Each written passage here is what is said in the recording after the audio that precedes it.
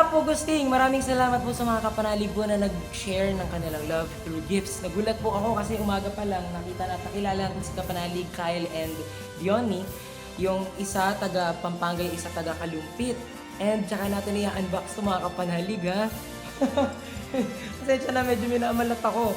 Tapos kanina si kapanalig James, yung bata, nagbigay pa ng kompas. Sabi ko, aanhin ko naman yan. Sabi daw, para di raw ako maligaw sa malolos. Tapos iba naman sabi, para di raw ako maligaw sa baliwag.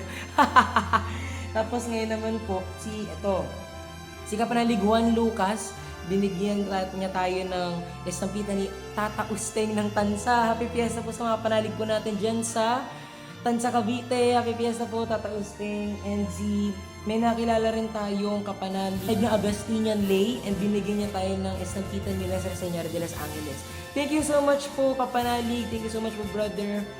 Glad na makakita po ng mga Agustinians po kanina sa procession. And si kapanalig Raymond John ng Hagon. Thank you so much. Ang daming estampita. Makakaasa po kayong dadasalin po natin ito. At may Santa Monica estampita para tayo. Yay! Talagang dama-dama natin ang fiesta season. Ngayon mga kapanalig, and last but not the least, may pahabol.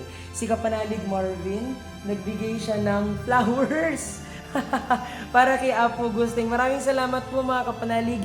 Amen po ba? Amen. Bagamat po natapos po yung fiesta season ni Apo Gusting de Baliwag, hindi naman po ibig sabihin po na magwawakas na yung alab ng debosyon at yung alab ng pusong Agustino sa ating lahat. Patuloy tayong manalangin, magbagong buhay tulad ni Apo Gusting, at sama-sama nating harapin ang bawat pagsubok ng buhay na puno ng pag-asa, bagamat umuulan, laging mayroong silver lining. Amen po ba? Amen! Viva Apo Gusting! Viva! Kita sa mga panali. God bless us always.